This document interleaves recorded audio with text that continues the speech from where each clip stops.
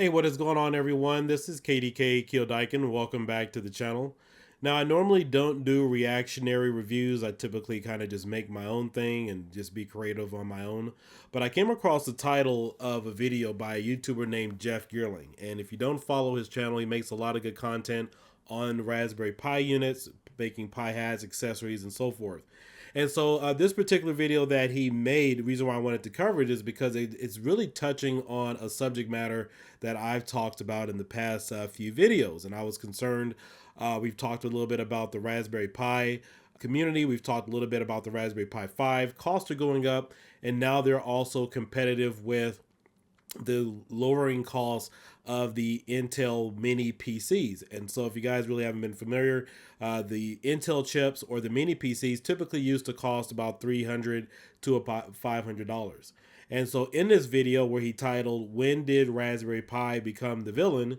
He showcased some of the Raspberry Pi 5 accessories, and he was doing a showcase in terms of comparison between the Raspberry Pi 5 and a mini PC. Now, you can get a mini PC as low as about $129, especially if you picked up one up about Black Friday. The one in his particular video, I think he paid about $129 or something for it.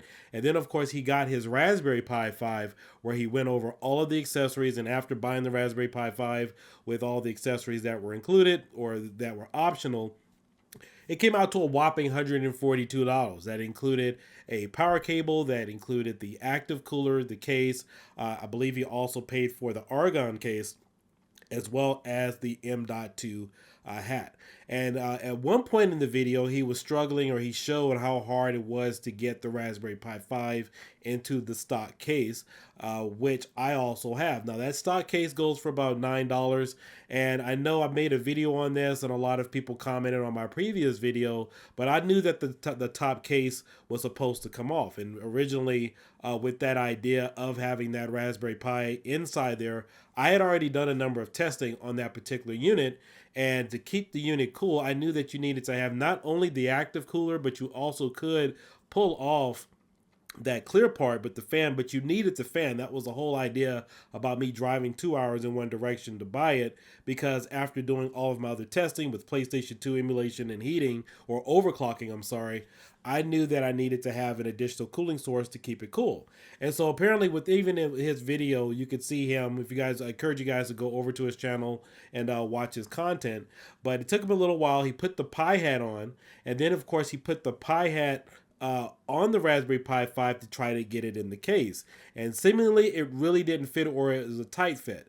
But the very problematic issue with these accessories is that you don't have enough ventilation for the Raspberry Pi. So that's actually one of the particular issues we're going to cover today, was that there's barely any ventilation. And the Raspberry Pi 5, even if you don't put it in a case and you have the active cooler on there, it could easily reach temperatures of 60 to about 65 degrees Celsius, not even being overclocked. In fact, that was my idle temp. But the way they've had these accessories designed for the Raspberry Pi 5, and that's been a concern, not just because of the price of the unit is going up, but none of the accessories seem to work in conjunction with one another. So for example, if you want to go with a particular case, in this particular case, the Pi hat may not work. Or if you decide to go with the Pi hat that goes underneath the Raspberry Pi, that's not going to work for most cases, because most of these cases are designed, maybe they have the active cooler, it comes with it. I've recently bought the argon case, and if I choose to go get the M.2 hat adapter, it's not going to work. It's not going to work on the bottom, definitely, but that's an additional cost. And so not only are people tinkering around with the Raspberry Pi 5, which was one of the points of his video, is that now we're tinkering to try to find out what accessories are going to be compatible with one another in case we decide to go get a case, or if you decide to get the M.2 hat, or if you decide to go get something else that's optional for the unit. Now you're having to spend all this additional time tinkering about what accessories will fit with the Raspberry Pi 5 and also allow you to use it in a cooling fashion where you can keep the unit cool and not throttle and lose any type of performance. And at certain points in this video, he did admit the same thing I've speculated about, is which hats are going to work with a particular case, which hats are going to use with your Raspberry Pi 5, because it's a very tight fit, and he basically barely was able to get it to work. Now, later on in the video, he did move on to the Intel-based mini PC. There's a number of these. I believe he paid $127 for that Intel-based mini PC, and it works really pretty much right out of the box. It already comes with the M.2 hard drive, or I'm sorry, M.2 slot for the drive. That's primarily what you use as an SSD. And then, of course, with these mini PCs that I know he didn't cover, you could take the panel off of the bottom and then plug in another SSD. No additional accessories needed. It comes with an HDMI cable, obviously comes with the power adapter, and I totally forgot about that. That is with the Raspberry Pi 5. You're now paying another $10 to $12 for another power adapter that is exclusive to that unit, which is now adding to the additional cost. Now, there are other single board computers that are out there on the market, like the UE2 X1 that I've been recently doing reviews on, and even the Orange Pi 5, for example. A lot of these current single board computers are already coming with the accessories and things that you need to get it up and running out of the box. In the case of the X1, it already has an M.2 slot on the bottom. It already has an eMMC storage that I failed to mention, which the Raspberry Pi 5 does not have. It does not have an option for eMMC storage like the Raspberry Pi 5 has. I think the Rock Pi 5 may have eMMC storage, but it's just another option. And so we are paying a lot more money and not getting what we would typically get based upon what's industry standard now, and the cost have significantly gone up from $35 now to $140 for pretty much the same type of thing. Now, in terms of specs, both of these units are pretty much the same. They roughly offer you, if you get a different type of single board computer, comparing it to the Raspberry Pi 5 and also the mini PC, you're typically getting somewhere between $127 to about $130 for an 8 gigabyte unit that maybe has eMMC storage. Is also going to have a decent quad core processor or maybe an octa core processor, Bluetooth, Wi-Fi connectivity. You pretty much get all the bells and whistles that would typically come within the same price range. However, you are paying a little bit more for the Raspberry Pi 5 once you start adding in all of the additional attachments. Now, the cool benefit of having the Intel or the mini PCs is that you can run not only Windows, but you can run Ubuntu, you can also run Debian, and it will give you the same type of performance, or actually it will give you a better kick in performance because you don't have all that bloatware and stuff running in the background as you typically would with Windows. But before we go any further, I want to show you guys some of my bench test scores. This is the Orange Pi 5, where I'm using Army and Jammy here. This is 845 on the clock speed. Now, you guys can give or take however these points are, but the bottom line is it is a test. 845 on the single core, 3033 on the multi-core processor. And then, of course, if we go up to my Raspberry Pi 5, I got 870 on the single core processor and 1841 on the multi-core. Now, however, I want you guys to take a look at the UE2 X1 single board computer. I spec'd this out several months ago. This runs a Windows-based set. You also get the license, which typically costs $100. So if you factor in the license with one of these single board computers that are running Windows or a mini PC, you're pretty much getting the PC for free and just paying for the license. So 489 on the single core score, 1399 on multi-core. Now, if you guys are looking at these numbers, most of you will say, well, then, yeah, the Raspberry Pi 5 and the Orange Pi 5 are much more powerful processors and will run things better than an x86 processor. However, that isn't the case, and it's not true, because after doing all my research, the reason why I decided to go ahead and get this and reached out to the company is because I came up with a theory, and the theory tested correctly. Do you know, on these single board computers that run ARM, most of these emulators and programs are not native to ARM. Most of them will work, they will function, but they don't perform or they're not optimized the way that they should be. Case in point, the Orange Pi 5, as you can see here, measured with the multi-core processor at 3033 and on the single core side, 845, still can't emulate NFL Blitz, Killer Instinct, Carnival, and several other basic retro other games, let's say like N64 emulation. You know it still can't do that. However, it runs it flawlessly on the UE2 X1 single board computer.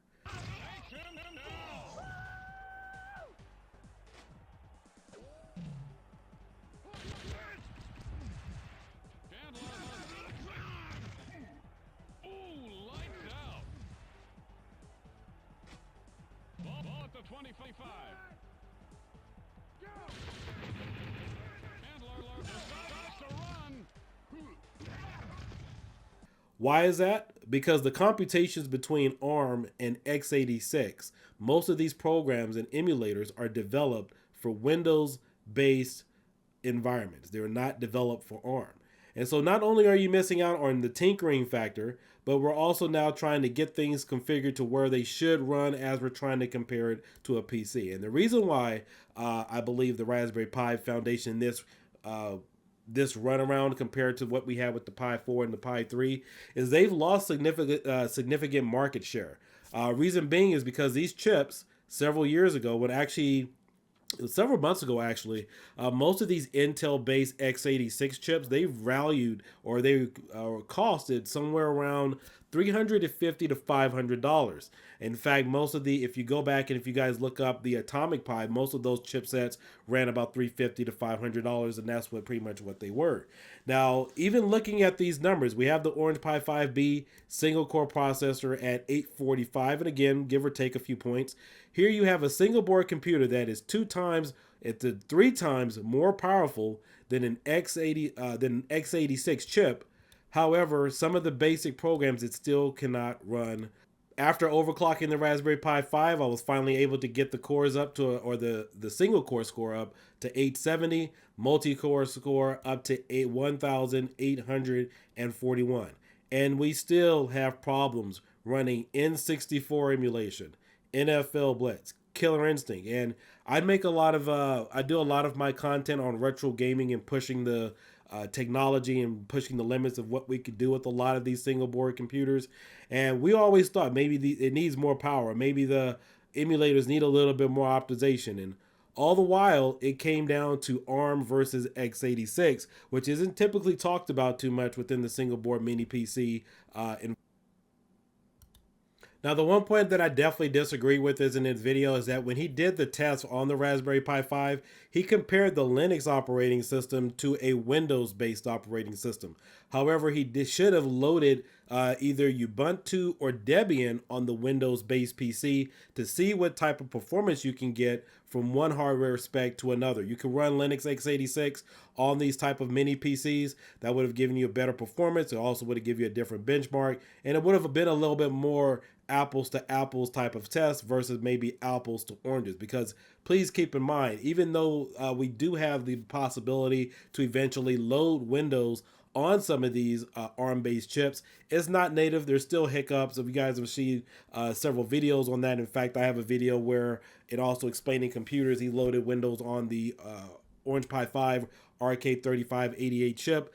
There's still hiccups and bottlenecks there, but however, even on the Intel-based chips, the mini PCs, natively you could still run x86 with Linux and not have any problems whatsoever. In fact, we got some other projects coming up where you will see the full power of some of the other gaming front ends running on x86, and it's all there. So that would have been more of a fairer test comparing the two different products, the mini PC with the Raspberry Pi. Now, even right now, I can't remember if they released an update yet, but I do remember that KDE Plasma could play 4K videos natively on the Raspberry Pi 5. However, when they first launched Bookworm, and I'm not sure because I haven't actually checked it here in the past few days, but watching 4K videos at 60 frames per second was still not something the Raspberry Pi was not able to do. Keep in mind, when you buy a mini PC, you're pretty much getting a PC just marked down. So if you wanted to watch YouTube videos at 4K, 60 frames per second, or even if you wanted to watch a true unrestricted 8K rendered video or 4K video on these mini PCs, you can do it. And I know a lot of these single board computers, they talk or mention that they could do 8K or 4K, like the Orange Pi 5 mentions 8K. It mentions video output. It doesn't actually mean playback, because I've actually tried an 8K video on the Orange Pi 5 and the Raspberry Pi 5, 8K and 4K, and it stuttered throughout the place. It was terrible. It was a very bad experience, and I'm not going to do it anymore. There's a lot to take away from this, because a lot of people have been migrating, even the guys who are into retro gaming, a lot of the people who are resellers and do arcade mods, they've ventured off away from the Raspberry Pi in general. Not just the Pi 5, but in general moved away from the Raspberry Pi, because the mini PCs pretty much cost the same price, and they're getting cheaper by the day. You're getting more power, more performance. If you guys have seen my previous video with the X1 single board computer, found out that at $100 to $109, I can run TechnoParrot on it. Now, you can't do that on a Raspberry Pi 5 or Orange Pi 5. However, I was able to do that, found some workarounds or whatnot. But for the most part, it does not support Fightcade. It does not support TechnoParrot or some of the harder to run emulators. In fact, you can't. The power is there. If you guys go back and look at the Geekbench, in fact, we'll go ahead and pull it back up. Looking at these numbers, the UE2 X1 at registers 489 on the single core, 1399 on the multi-core. I was playing, and it was kind of hiccupy, PlayStation 3 on this chip. I've played TechnoParrot. If you guys watch some of my other videos and follow my community page, I was able to do that. Yeah, I'm playing. I just didn't. That really hasn't been accomplished here on the Orange Pi 5 or the Raspberry Pi 5. And typically, when a lot of people are doing reviews, and even some of the arcade companies, they have this bad tendency. They're looking at hardware and hardware only. They're saying 4 cores, 8 cores, good GPU, but none of them are actually looking at the facts of how some of these programs, some of these emulators integrate directly with the full aspect of the board. So, for example, there's an emulator called Flycast. It runs on ARM, and it also runs on PC. And do you know that that emulator only uses 50% of the cores, and then the rest of the power requirements is relied on GPU? So imagine somebody going out buying an 8-core processor to sell you. Let's say if it's a home arcade company, that emulator isn't even using 50% of the board, or even 50%. No, it's not even using 100% of the individual core. It's only using 50% of that core. Now, keep in mind, some of these chipsets, like the RK3588 Orange Pi 5, it can't be overclocked. And so you'll see some of these companies and other YouTubers, they will try to overclock some of these things, and they don't see any power. They don't see any additional performance because it's not registered. They're not optimizing the right thing. Maybe it doesn't have the right particular video drivers. And so you will see companies, you will see content creators point out all the hardware specs, but they're not fine-tuning their knowledge as to what you truly need to make a decision in your purchase. This X1, because it's an x86 processor, will blow out a lot of the ARM chips, even though on a scale mark, on a Geekbench test or any other test, it's getting beat. It's getting beat by quite a lot. But that has nothing to do with the true performance that you're going to get. Here's another single board computer. Actually, this is one of my other mini PCs that I purchased.